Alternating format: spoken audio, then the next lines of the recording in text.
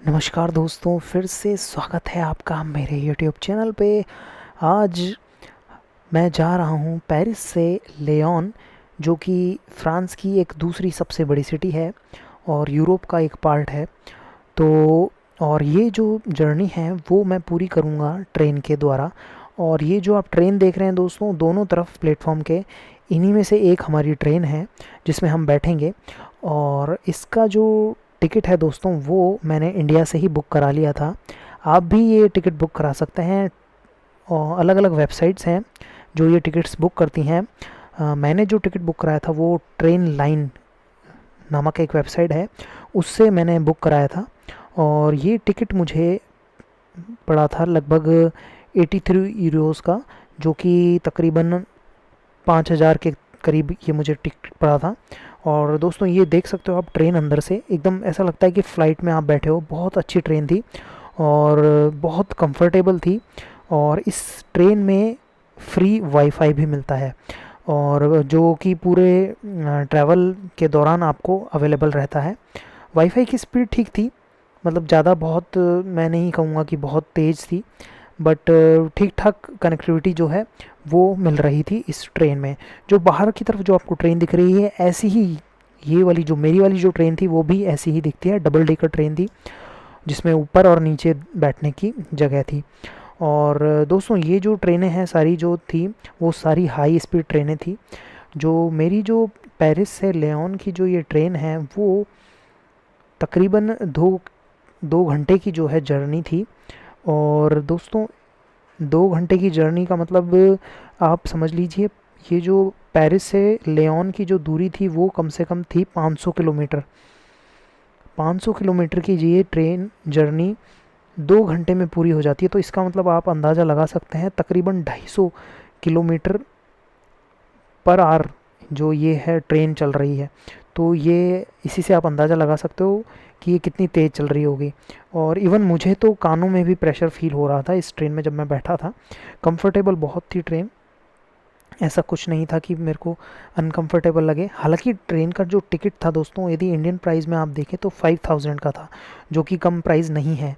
और Indian railway में अगर आप ट्रैवल करते हैं तो वो काफ़ी चीप रहती हैं, तो उस हिसाब से आप कंपैरिजन कर सकते हैं।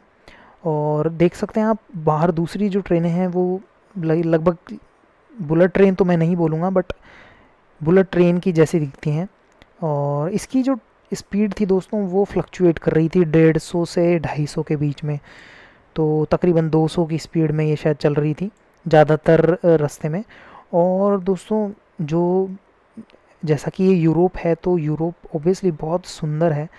तो बाहर जो सीन जो दिख रहे थे दोस्तों वो बहुत ही सुंदर थे, बहुत बहुत सुंदर थे। अब इसकी स्पीड देख लो दोस्तों, अभी आप स्पीड जो देख रहे हैं वो कितनी तेज़ चल रही है ये। और क्योंकि स्टेशन से जब निकलती तभी आप अंदाज़ा लगा सकते हैं कि कितनी तेज़ चल रही है। क्योंकि जैसे जैसे ही बाहर सिटी से बाहर निकलेगी तो अंदाज़ा लगाना मुश्किल है कि कितनी तेज़ ये चल रही है। और ये नॉर्मल जो वीडियो है वो नॉर्मल स्पीड पर, नॉर्मल प्लेबैक स्पीड पर है। तो इससे आप अंदाज़ा लगा सकते हैं कि ये ट्रेन कितनी तेज़ चल रही है दोस्तों। तो और मैं ट्रेन की टिकट की बुकिंग की बात कर रहा था। यदि आप यूरोप में अलग अलग जगह जा रहे हैं तो आप इसके पास भी ले सकते हैं, जो कि 5 दिन या फिर 6 दिन या फिर 3 दिन या 4 दिन के लिए वैलिड रहते हैं। और उस वैलिडिटी के दौरान आप कितनी भी जर्नी आप कर सकते हैं। ये देखिए दोस्तों कितनी तेज़ ये ट्रेन चल रही है। और तो ये जो पासेस की मैं बात कर रहा था, तो ये जो पासेस हैं दोस्तों वो 3 दिन 4 दिन कितने भी दिन वैलिड रहते हैं। और अलग अलग इसके पैक होते हैं, कोई 200 यूरो का होता है, कोई 250 यूरो का होता है। तो जितने दिन के हिसाब से इसके जो पैक हैं वो रहते हैं, तो वो थोड़े सस्ते पड़ते हैं आपको। तो मेरी तो वन टाइम जर्नी थी, एक बार आना और वापस, मुझे उसी सिटी से वापस पेरिस की तरफ ही आना था। तो मैंने अलग अलग टिकट्स बुक कराई थी, मैंने कोई पासेस नहीं लिए थे। तो ये पासेस लेके आप पेरिस से, मतलब फ्रांस से स्विट्ज़रलैंड जा सकते हैं, स्विट्ज़रलैंड से फ्रांस आ सकते हैं, फ्रांस से आप दूसरी जो यूरोप की सिटीज़ हैं जैसे स्पेन जा सकते हैं, इटली जा सकते हैं। क्योंकि ये जो सारी यूरोप की सिटीज़ हैं दोस्तों वो ट्रेन से कनेक्टेड हैं। तो आप कोई सी भी यूरोप की सिटी जा सकते हैं उस पास को यूज़ करके। तो यदि आपका प्लान है कि आप अलग अलग सिटी जा रहे हैं तो आप इस पास को यूज़ कर सकते हैं। तो दोस्तों और मैं एक और बात बोलना चाहता हूँ, जो व्यू था दोस्तों, वो बाहर का जो व्यू था वो बहुत ही अच्छा था। और जो यहाँ के जो खेत हैं दोस्तों, वो बहुत बड़े बड़े खेत थे। और आप इस वीडियो को यदि आखिरी तक देखेंगे तो आपको समझ में आएगा, जो ये खेत हैं दोस्तों, आप जैसा कि अभी देख रहे हैं बाहर जो खेत हैं वो बहुत बड़े बड़े खेत हैं। और वहाँ पे आपको एक आदमी भी नहीं दिखेगा, मतलब कोई भी वर्कर नहीं दिखेगा। पता नहीं किस तरीके से मेंटेन करते हैं इन खेतों को, बट दूर दूर तक कोई नज़र नहीं आता। देखो दोस्तों, आप यदि देखोगे इस वीडियो को पॉज करके भी तो दूर दूर तक आपको कोई नज़र नहीं आएगा। लेकिन बहुत ही मेंटेन करके ये जो है पूरी जो जो पूरी ये जो ग्रीनरी है पूरी मेंटेन करके रहती है। देखो आप यदि कटिंग इसकी देखोगे तो पूरी, मुझे लगता है ये शायद मशीनों से ये लोग कटिंग करते हैं और एक टाइम पे काम करके और ये चले जाते हैं, तो इसलिए कोई नज़र भी नहीं आता है यहाँ पर।